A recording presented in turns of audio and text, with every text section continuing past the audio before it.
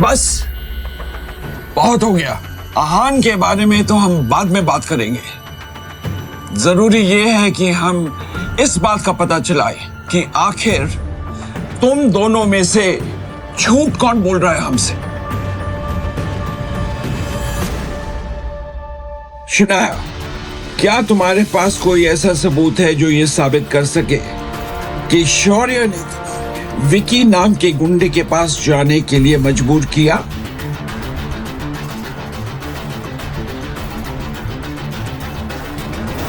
है कोई सबूत? दादाजी, ये सब इस शनाया का किया धरा है। आपके फैसले से नाराज होकर उसी ने ये सब किया है। और ये आहान और शनाया अपने आप को समझते क्या है? ये जो हर्ष मेरा इतना उछल रहा है ना, इसकी वजह यही दोनों है। और जब से आहान का सपोर्ट मिला है ना, तब से शनाया कुछ ज्यादा उछल रही है। शौर्य, बस अब हमारे पास एक ही रास्ता बचा है। आपका मतलब है कि शनाया को... वैसे आप विकी के अड्डे पर पहुंचे कैसे?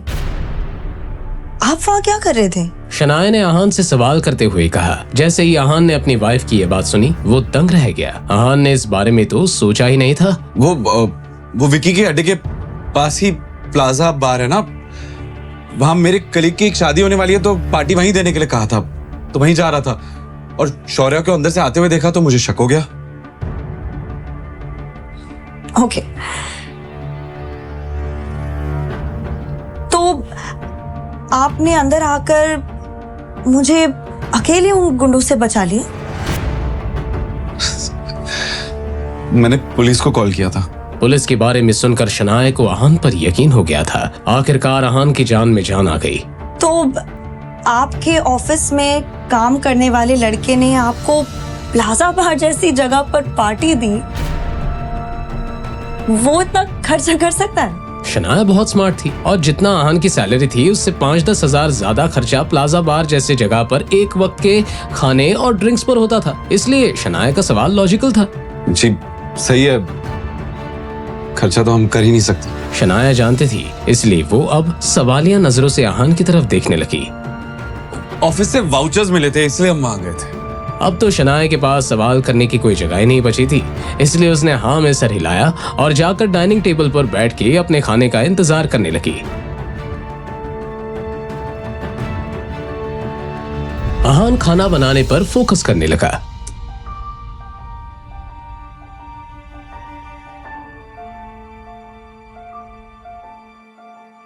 चानी निकाल दी थी। थोड़ी ही देर में खाना बन गया। आहान ने शनाया के प्लेट में खाना सर्व किया।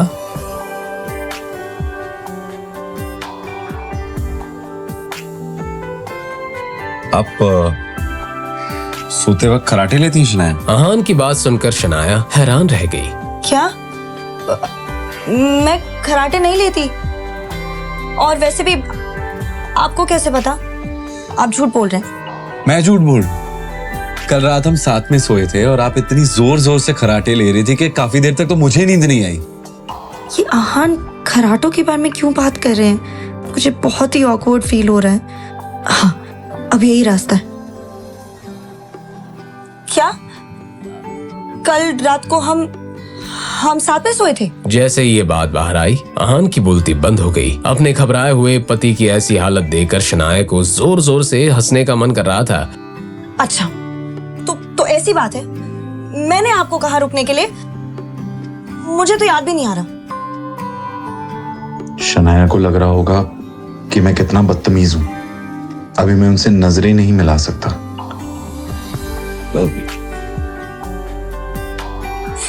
वो मैं हलवा बनाना भूल गया। मीठे के बिना तो खाना अच्छा भी नहीं लगेगा।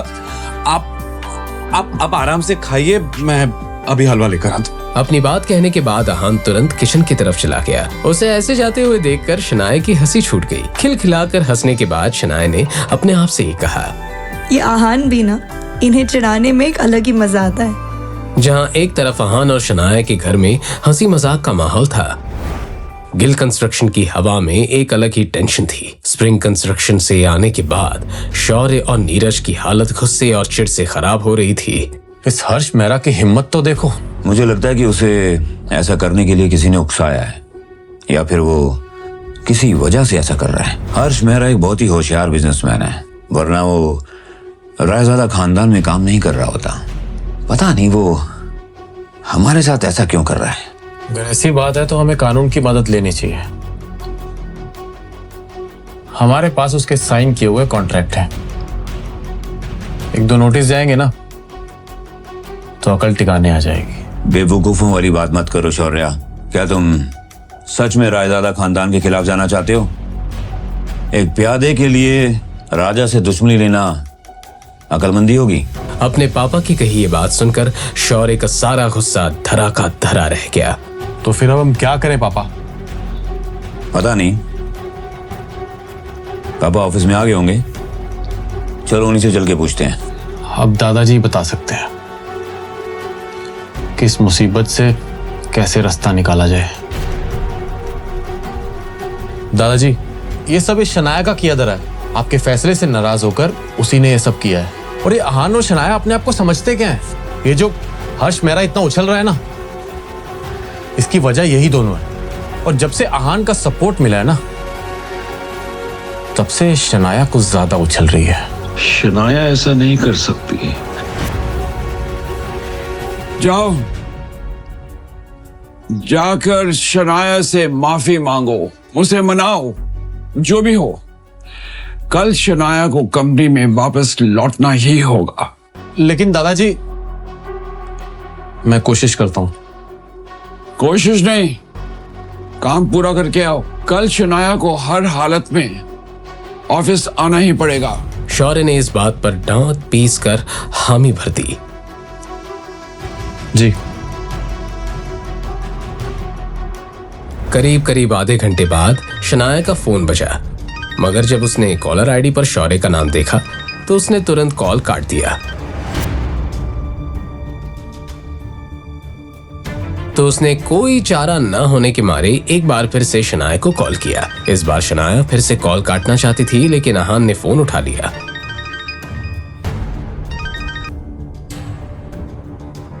क्या बात है? शनाया कहाँ है? मुझे उससे बात करनी है। अहान को ऐसे ही किसी जवाब की उम्मीद थी। सो रही है। अरे तो उसे जल्दी उठाओ, मुझे उससे बहुत जरूरी बात करनी है। शौर्य की बात के जवाब में अहान ने बिना कुछ कहे कॉल काट दिया। दूसरी तरफ से बज रही बीप को सुनकर शौर्य गुस्से से तिलमिला उठा। अरे बेटा, एक बार फिर फोन कर ले।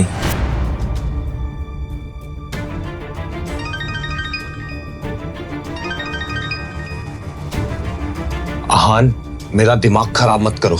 कहो तुम्हें क्या कहना है, मेरे पास वक्त नहीं है। शनाया से कहो अगर वो मेरी बात मान ले और अपना दिमाग ना चलाए तो मैं उसे इस कंपनी में वापस आने का मौका दे सकता हूँ। शौर्य ने अपनी बात इस अंदाज में कही थी मानो कि कोई चैरिटी कर रहा था। अहान खुद इस पूरे गेम का मास्टरमाइंड था। और अगर वो मना कर दे तो? शौर्य को लगा जैसे अहान उसकी बातों में आ रहा था। अगर वो मना करेगी तो वो कभी भी गिल कंस्ट्रक्शन में वापस नहीं आ पाएगी। इस बार अहान को अपना गुस्सा रोकना मुश्किल हो रहा था। उसने शौर्य से कुछ कहे बिना ही कॉल काट दिया। अहान, ये क्या किया आपने?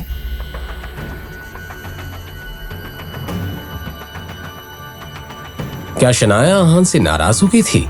अब अहान उसे कैसे मनाएगा? क्या होगा शौर्य और नीरज गिल का अगला कदम? जानने के लिए सुनते रहिए पॉकेट एफएम।